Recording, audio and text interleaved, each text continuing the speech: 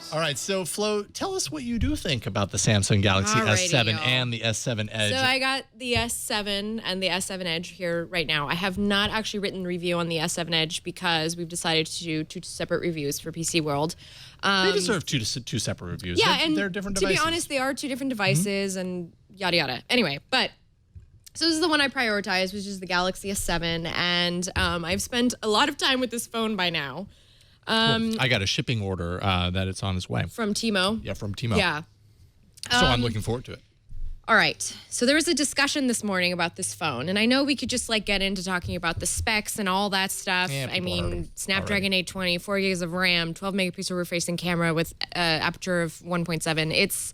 I would like to note that she does not have those specs written in front of her, by the way. She just rattled them off the top. So because I've been working on this review all weekend. Yeah, bravo. Flo, you and I are going to get along famously. We're the same way.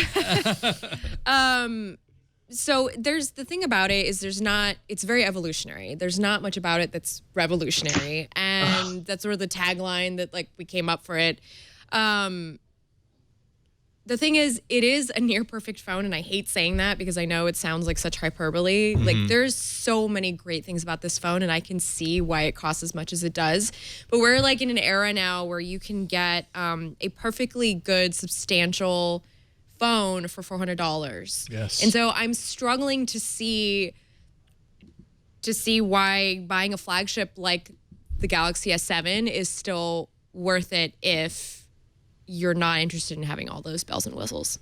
This is what I don't disagree with you at all. You don't disagree with me. No. That's good. Is that a double negative? No. Yeah, it is a double negative. It is. Yeah, all right, just make sure I'm doing the math. That's good. That's good. Yeah. The thing is, but it doesn't discount the fact that this is a damn awesome phone. I mean, the camera got so much better. I actually took it out. I don't have a rig or anything, which I regret not setting up, but I took it out and was just shooting photos with the Galaxy S6 and the S7, and I noticed, it has better contrast. Samsung fixed a lot of light leak issues. It's only slightly better in low light environments. The battery life is pretty good. Doze mode definitely, I think, helps a lot with that. It feels like a Samsung phone with Doze mode, if that makes sense. Because when you're using it, the AMOLED is just sucking all this power through a straw very quickly, But then when you put it down and you pick it up again, you realize it hasn't moved an inch, which is great. Thank you, Google, for that, for Doze. So the Samsung Galaxy S7 is $669.99 unlocked. Yes, right? Some right around there. carriers are selling it for a little bit less or whatever. Yeah, right. Like AT&T $694, Best Buy Verizon's $679. So doing right weird around that area. $670 or whatever. Yeah. Yeah, I mean, what you're saying is kind of what I'm sure OEMs have probably expected but been fearing, which is that this kind of move towards high quality devices at mid-range price or whatever starts to kind of warp our perception as consumers of what we should be paying for hardware. And at one point, this was perfectly normal for a high-range device. And now it's starting to feel unnecessary for whatever reason. Is there a device that goes toe-to-toe with this one that you can kind of think of off the top of your head that costs in the $500 That's the thing. range? No, there is not a device that can go toe-to-toe with this right now. That's in the unlocked range. And I understand that. I understand this is a totally different But is it class. necessary? But I don't think it's necessary. Right. Because, yes, this has wireless charging, which, by the way, this only has Quick Charge 2.0, and that's because Samsung kept Quick Charge on its Exynos overseas. So it wanted to be fair. I don't know if that's why, but I'm making that up. But well, the 820 supports it, obviously, supports 3.0, but It's I think it has to do more with the fact that it's still using micro USB as opposed to Type C as the shape. That's the other. That's a good. I actually didn't think about that. Thank you for bringing that up. That's the other thing. It's and another thing. There's just a lot of things. Also, I really regret. I'm gonna have to do a couple of PSs to my review this week.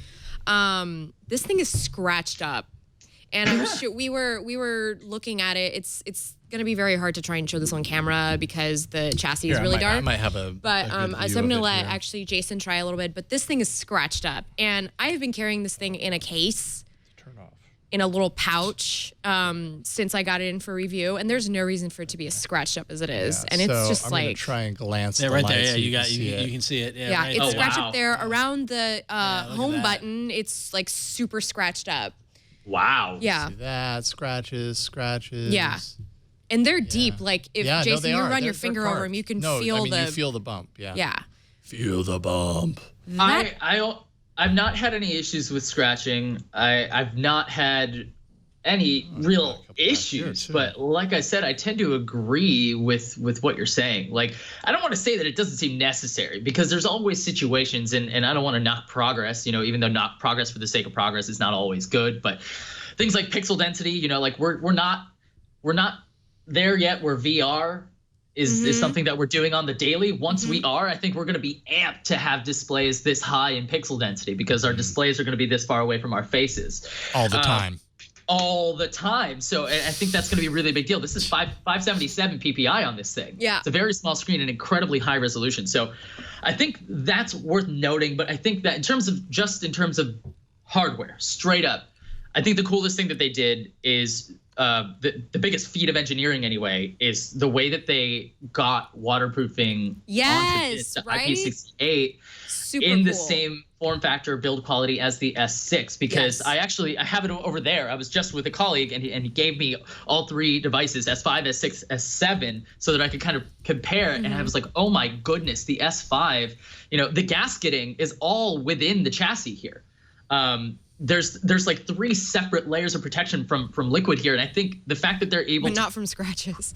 Not from scratches though. No, not from scratches. Well, yeah, they waterproofed the device. They didn't scratch proof it. Yeah. They never said anything about scratch proofing.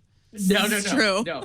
But the fact that they were able to cram that much into here, I think is really impressive. Same goes for the battery. It's a larger battery physically, but they also increased the density of the actual lithium-ion battery as well, which is why the battery life has been pretty darn good on both the S7 and the S7 Edge.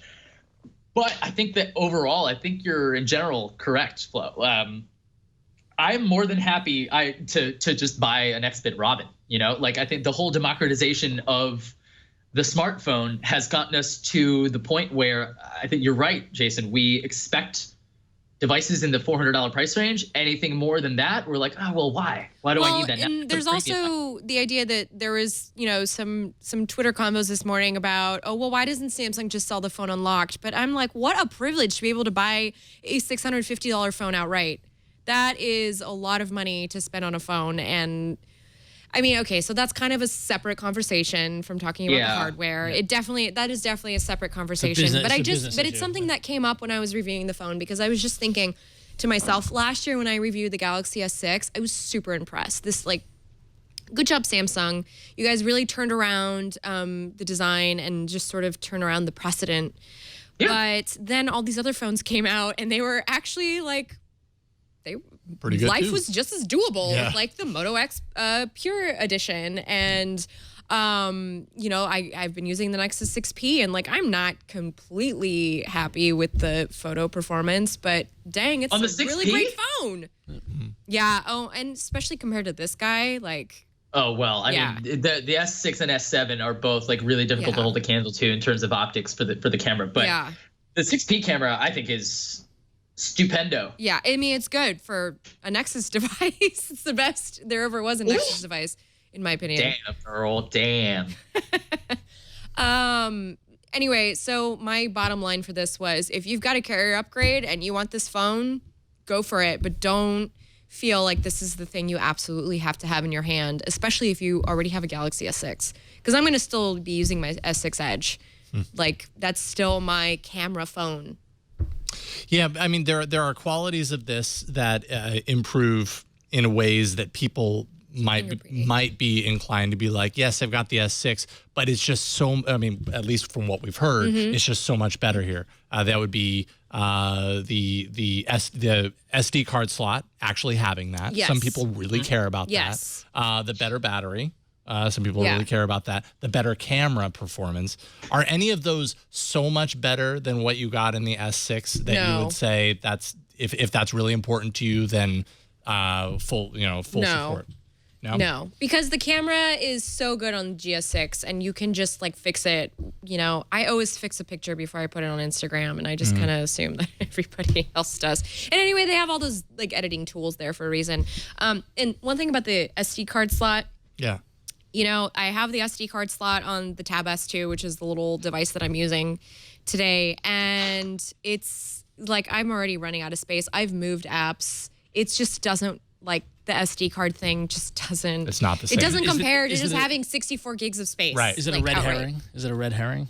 Would you say? Like it's kind of like placating people who want something. That's totally placating. I don't really think. I think the water resistance is very smart because if you're going to spend this much money on a phone, like, please. But I think,